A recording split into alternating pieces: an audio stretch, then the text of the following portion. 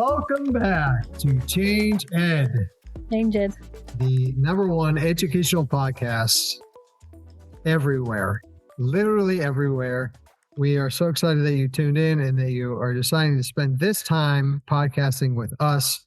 I am one of your hosts, Andrew Kuhn, education consultant. Still, you're sticking with it. County Intermediate Unit. And here with me is, yes, I am. Apparently a host now. I got elevated. Patrice Semachek, also out of the Montgomery County Intermediate Unit, and forever an educational consultant.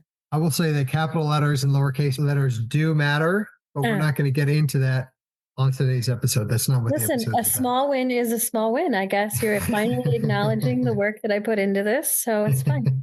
We have here with us today a gentleman that I met at PAIMS during our job alike meetings, and this individual has a really big job. I would say that they almost have 29 different children that they need to take care of and look out for, and also help to empower and also make sure that we are headed in a direction that really puts Pennsylvania education on the map and helps to empower and prepare our students for the future. So I would like to welcome Dr. Mark Leidy to the show. Thank you. It's great to be here. You are the executive director for PAIU, which is the Pennsylvania Association of Intermediate Units. Thank goodness it's written on his screen so we could read it. I was literally reading it on the screen. So, Mark, can you tell us, because I imagine most of our listeners are not as in tune with all of the intricate parts and all the systems that help to make education happen in PA. So what is the PAIU and what does it do? That's a great question. I'm learning every day what PAIU is. And to be very honest with you, I continue to be even more impressed as I learn. If we go really kind of down to the foundation of it, the intermediate units are exactly what their name says. They're the intermediaries between a lot of the work that happens at state level and the individual 500 school districts in the state of Pennsylvania. Mm-hmm. And the 29 intermediate units that make up the system in Pennsylvania are designed to really be a support mechanism for those individual school districts, the staff and the students in those school systems. And probably my favorite saying is, when you know one intermediate unit, you know one intermediate unit. They're all so different. That's so true. Oh my gosh. Yeah. It's really interesting when we talk about it from like a global perspective. You would think Andrew's going to be like, oh God, here we go. We're talking about Florida again. It is so different from state to state, right? But you would think coming in as an outsider, an intermediate unit would be doing the same or similar things.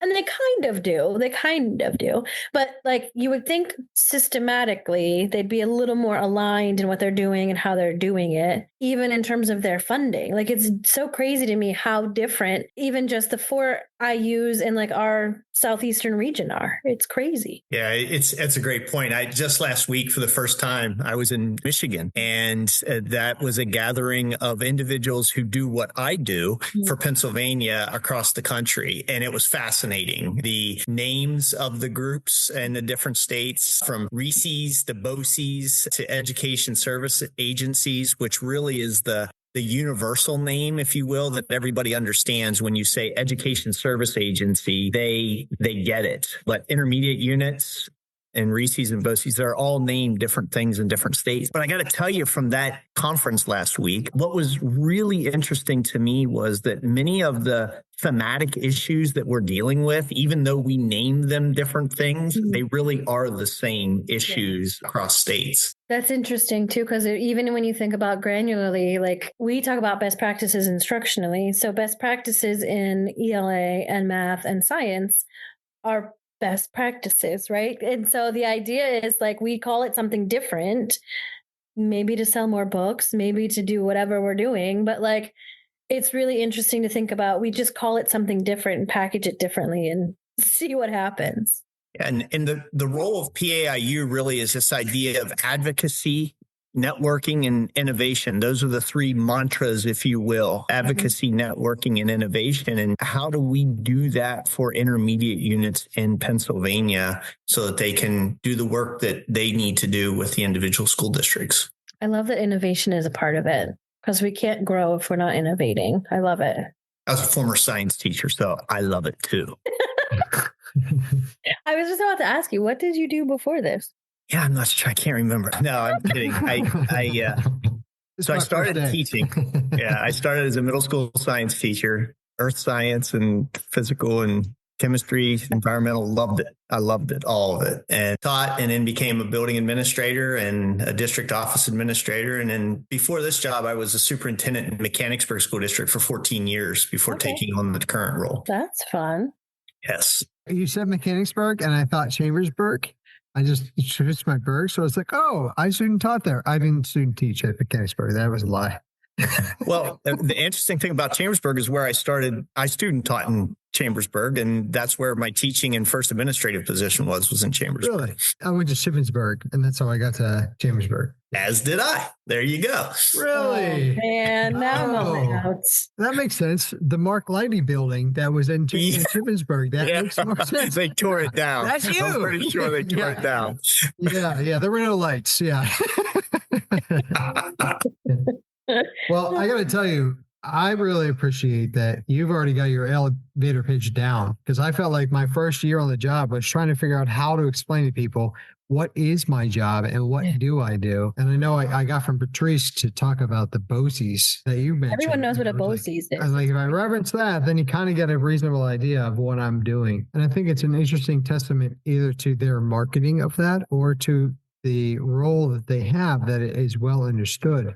PAIU's really started in the 70s. Is that right? Yeah, 1971 is when the General Assembly adopted the idea, moved away from a county system of education to more of a regional system. And there were originally, I believe, 26. And then there were some Hatfield and McCoy issues, I would assume, back in the 1970s that still existed. And so the 26 became 29. Well, you could just flip the 6, right? That was easy, right? That's right. That's right. Flip it on end. I would think, like you said, now you went to this conference and you saw other job alikes, but otherwise it would almost be, I would compare it to like being the governor, right? Like you're looking at this entire state and there aren't many other people that you can necessarily meet with and convene with, but you're trying to differentiate for each of your different IUs and trying to meet their needs. Mark, let me ask you about a hot button topic, which is the funding, state funding, federal funding. And, I think there's a lot of concerns, some of them factual, some of them might be less factual or more like emotional, but, concerns nonetheless. What does that look like from your lens and your position? And what do you maybe see anything coming down the line, or are you concerned about any impacts?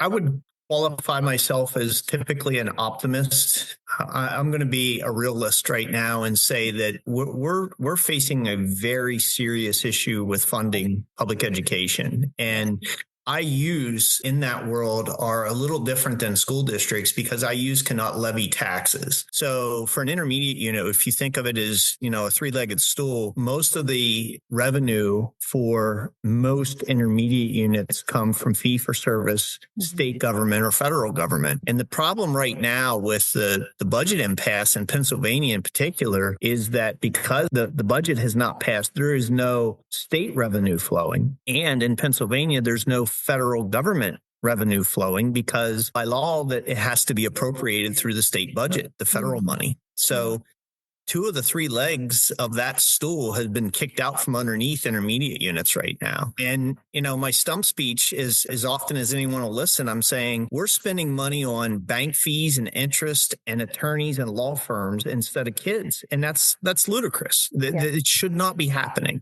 Visually, it made me think of in magic shows when they have just the one spoke and they're spinning the plate. And now, like, instead of having it be a balanced situation, we're like running from plate to plate, trying to keep them up. And to your point, putting a lot of resources where we wouldn't normally put them just to keep all the plates up and going. Well, executive directors and superintendents are, famous for protecting their staff and kids. And they view it as their job to make sure that, don't get too worried about this. We got this. You focus on what you're supposed to do and we'll focus on what we're supposed to do. And I think sometimes to our own detriment, they become the heroes of trying to deal with this and manage it. And the general public, I hate to say it, but I'll bet if you walked into the typical convenience store in Pennsylvania, 8 out of 10 people wouldn't even know that Pennsylvania doesn't have a state budget right now. And to me, that's a testament to our teachers and to our leaders in public education, but maybe also an issue because they should know that this is happening, and ultimately it's going to impact what we can offer to kids. Yep. You got me a little fired up there. Sorry. No, it's just really disheartening. It's interesting because the work that we do heavily relies on, my job specifically heavily relies on the federal funding. And so what's aggravating is this law. Like, I know the federal funding is there. You have it sitting in your pocket, but I can't do anything because of the law that's passed. So the federal funding can't even flow through. I don't know. I'm assuming that would take like a major act for anybody to change that, because it doesn't make sense to me that if the federal funding is there, why can't it just be sent where it's supposed to be sent? Because this isn't the first time this has happened in my career. So like, is there conversation about, or lobbying, or I don't even know what to do here, but like switching that so that's not as much of an issue? Yeah, it's a great question. And all I can say to that is that it's not like this in every other state. There are other states where the federal funds can flow separate from the state budgeting process. So it is a decision that's been made in Pennsylvania. I think that you could argue that the more pressure that you take off of the system to get the budget passed, the more it's going to elongate the process. Yeah. And so many years ago, it used to be that if the budget didn't pass, nobody got paid in state government. Well, guess what? Budget impasses didn't last real long because the staffers weren't getting paid. The legislators weren't getting paid. And go back to that. That was proven to be illegal through the Supreme Court in Pennsylvania. So now everybody's still getting paid. And I just think the more you take those pressures off the system, the more we're going to deal with these kinds of situations moving forward. Other people have said, well, what, can't we just pass a law? It's in the Constitution. It's in the Constitution of the state of Pennsylvania that they're supposed to have a budget by June 30th. A law is not going to supersede that. It's not that easy. Right. You know, that's a really interesting part of your job is to know those things, to really understand it really well and be like, this is how we decided we're going to operate here in Pennsylvania as compared to, as you said, other states who don't have that. Patrice, I imagine Florida doesn't have something like that because they're just Florida's like a superior state. I don't even know. I never said it was superior. I never said that. Those words have never come out of my mouth. It is just different. It is a county-wide system, but our counties are massive and smaller than some I use. So it's interesting. That's all. When you grow up knowing one thing and then you come to a new place and it's like, what the heck is all of this? It's just very interesting. And I think the differences, to Mark's point earlier, are not necessarily as big as we think they are. They're just labeled differently. Right. But sometimes those subtle differences could have a big impact. So to the point of with the blocking of the federal budget, that actually has a really big impact on how things operate. To your point, makes a lot of sense, Mark, right? If you're going to relieve all the pressure, then it's like, well, we don't ever have to figure out how to get along. Nobody has to compromise. We're just going to dig our heels in and we'll wait. Yeah. And at the end of the day, that's what this is going to have to be. And the longer we, just take pot shots at each other, that's not helping at all. And at the end of the day, this has to be a compromise, to use your word. And that means that pretty much everybody's going to walk away not happy with the solution, but we need to get something done. The other challenge that we have from an advocacy standpoint is that you can't push so hard to just get the job done that you end up causing issues financially for your organizations, right? Mm-hmm. So we desperately need more money for early intervention. There's no question about that. Early intervention for many of the intermediate units in the state of Pennsylvania is, as was described by one of our members, an existential threat. Yep. We're still owed well in excess of $20 million from last year for early intervention, let alone the money that's being spent right now. And as a former superintendent, I will tell you that I don't know if there's a better investment made in public education than early intervention. If we can get these children identified and meet their needs at 3 and 4 years old and then continue to support that as they go into K-12, that is so much better. Such a better system than waiting until the children get to 5, 6 years old and trying to deal with all of the issues at that time. Yeah, because I'm going to go brain science-y, but their pathways are pretty formed by 5. And so having to undo and redo, it's just, and I don't know. Again, I don't know how informed everyone around us is about how even that little part of our brain works to make it such a big deal that it has to be something that we have to focus on. And not only from a special ed lens, like I'll get fired up here about like universal pre-K and creating equity in terms of access of information. And not everyone has access to books from an early age. And there's a ton of research about how reading to people makes a huge difference. So I think that we are doing a disservice by we don't really pay a lot of money for pre-K. We have pre-K counts and we have Head Start and we have all of these things, but that's still not creating an even playing field. So those districts that have a lower SES are not getting the funding and the tools that they need to create an even playing field for their kindergartners to begin with. Sorry, I went down a rabbit hole. It makes me really angry that we don't support our babies the way we need to.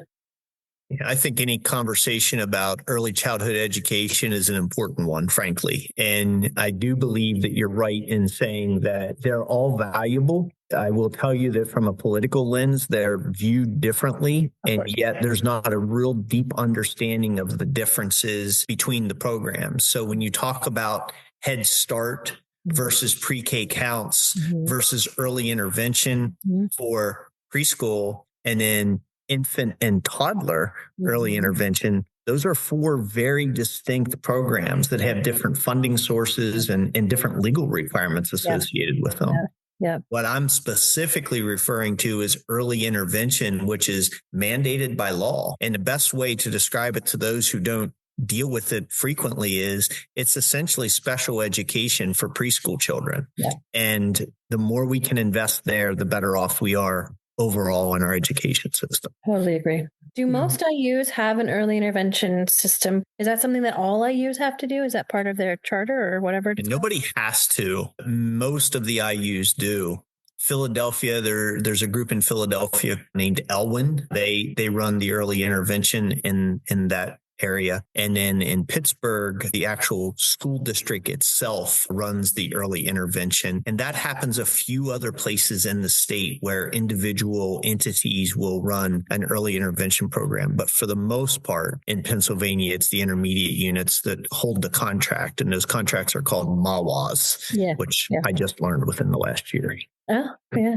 It's really interesting because looking at it from, I've been at an IU since 2010, so 15 years. And I was an autistic support teacher at an elementary level first. And then I became active in my union leadership. When I started learning more about just what these early intervention teachers, the psychs that are involved in it, then the OT, the PT, like all these related services, like it is such a big, and I don't think anyone realizes too, when you talk early intervention, they think, okay, it's special ed, but they don't recognize that there's speech, there's OT, there's PT, there's all of these things associated with it that cost time and money. And we're not getting the funding that we need to be able to provide those quickly and adequately. Yeah, that's well said. And in addition to that, the other significant difference with EI, early intervention, compared to school age is what is least restrictive environment. It's the exact opposite. So just yesterday, I was visiting an IU in the central part of the state, and we were talking about EI services. They have to send the professional staff to 600 locations in just their intermediate unit because least restrictive environment for EI is in the home, which is the exact opposite of least restrictive environment for school age. And I think it's something that we need to explore a little bit, like how all of a sudden you turn 5 and magically it's more important that you're in school than you are in a home-based situation. I think that's something that we can look at closer. Yeah, it's very interesting. My birthday's in 3 days, so you better come to my house now because you won't be allowed to when I turn 5. It's interesting too, because when you think about like training, that requires a very different level of training to go into someone's home versus going into someone's school. Having a master's in special education, I never got the delineation between, I can teach, I guess, birth to 12th grade or 21 or whatever it is. But like, I never got any specialized instruction on what to do for any of my jobs. That in itself costs money and time and all those things to help prepare people to do that in a way that's comfortable for them and for the families. Agreed. This whole conversation makes me think about the difference between being an informed consumer versus being an opinionated consumer. And really, that comes back to us on education. That's a big part of our job, is to be able to empower individuals not only to be, but to find ways to be informed when it comes to making this decision. What made me think of that, Mark, is when you were talking about the individual you spoke to who said, can't we just make a law? Now, in a lot of ways, they're pulling on some of the information they had or that they got from social studies somewhere, and they're like, we should be able to change this, which is awesome, right? Like that's the democratic process. Like, yes, we should be able to, but then how about researching it further in that opinion level conversation? And then, oh, we can't. All right, never mind. What do we do? How can we activate participation to make that difference? For me, that's a huge difference of being educated and informed, and not educated in a negative sense, like, oh, well, you're uneducated, but how do I get that education? What do I do so I know that what I'm talking about? I'm speaking from a place of confidence and solid footing. Yeah, I couldn't agree with you more. I think as educators, as a profession, we invest so much of our time and energy into the students, which we should, right? That's why we exist, is Right. to help our children become educated. That sometimes, though, I think we forget we have to educate the public too. We have to inform the public. I've often said this discussion around school choice, and maybe it's a little bit arrogant for me to say this, but I'm going to go ahead and say it. Like, bring it on. Like, Right. Because I'll put our people up against anybody you want to put out there. But if you're going to bring it on, make it fair. Level the playing field. Yes. Everybody plays by the same rules. Yes. But I'll put our teachers, I'll put our leaders up against anybody you want to produce, and we'll take it on. But we're also going to spend more money on marketing. We're going to spend more money on things that don't directly go to kids. And that's why fundamentally I have an issue with it. Mark, I could talk to you for hours.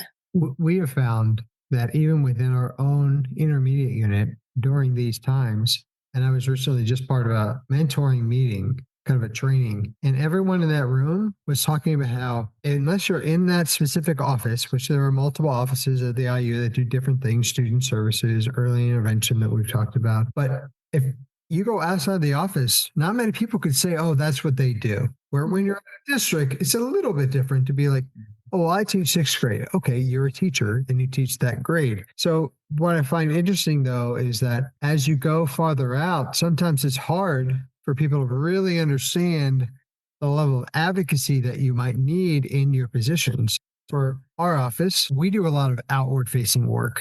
We do a lot of work with districts. We're supporting them directly and connecting with them. But then if you ever talk within our own IU, not many people are like, I know what they do, right? Or they're like, what do you do? And then, vice versa for others. It's the same scenario. So what's interesting about the intermediate unit that most might not know is that, there's a lot that happens in the intermediate unit, as you said, but a lot of it goes out. We go out into the area to support. So then when it comes to our own advocacy, we're like, I could call a couple of districts. Maybe they could vouch for me. It's almost like a hidden army that goes out and does their work. And if you do it correctly, you just blend in. It's not like, we're not wearing anything special or, standing out. We just we're one of the educators that's in this building supporting students.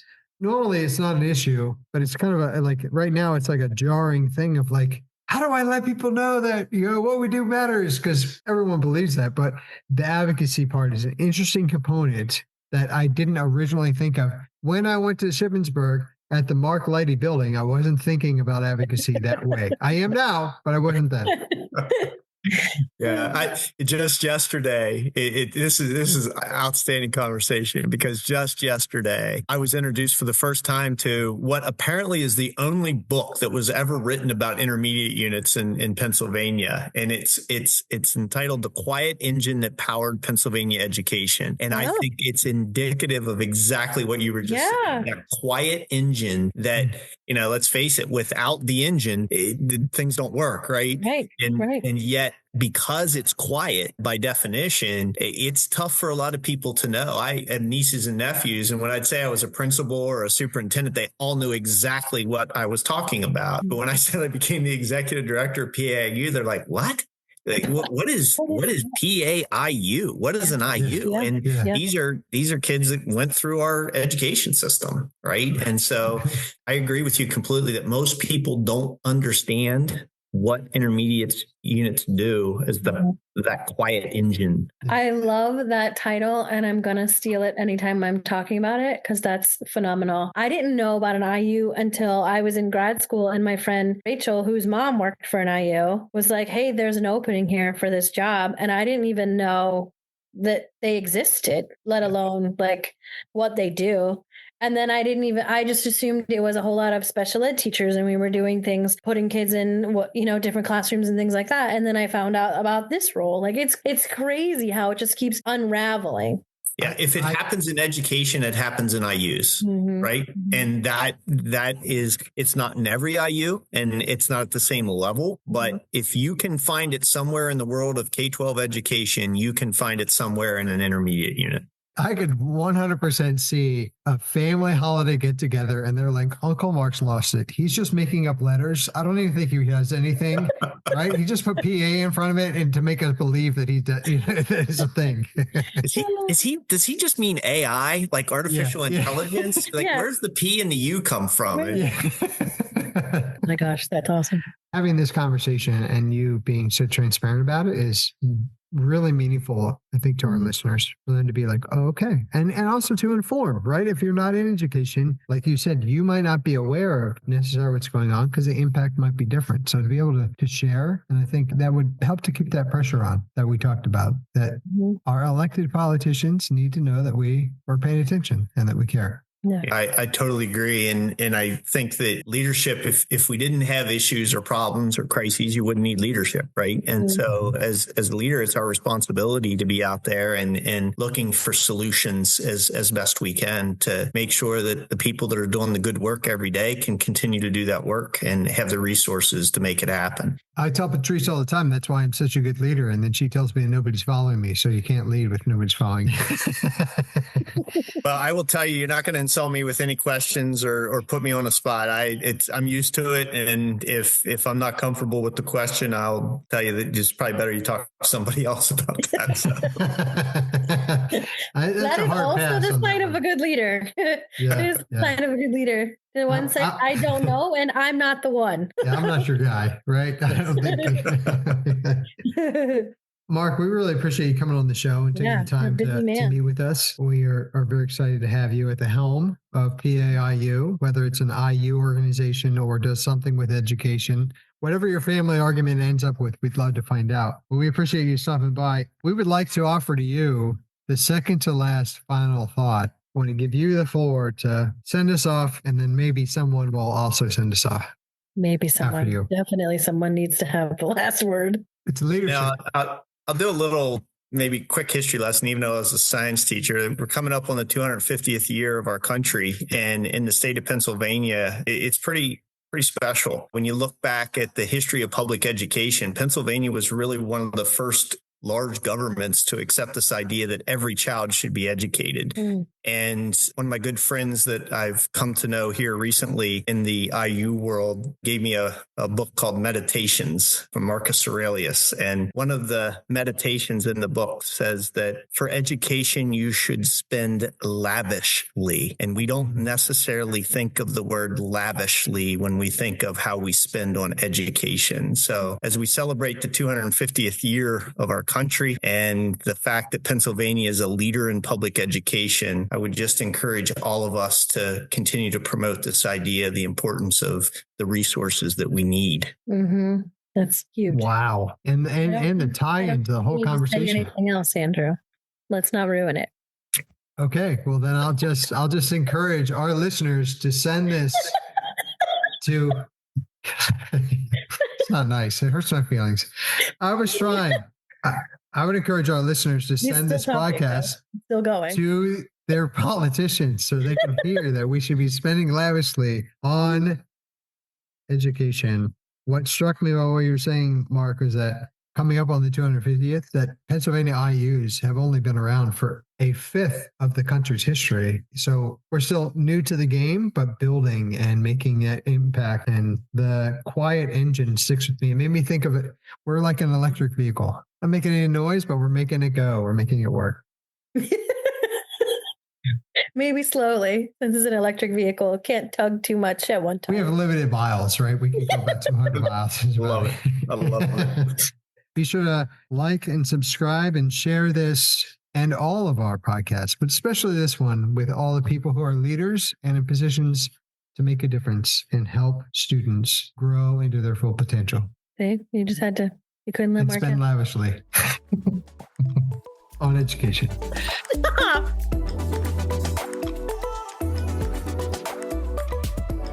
All right, Patrice, what do you got? I've been carrying this the whole time. Oh, here we go. Here we go. My gosh. Sorry.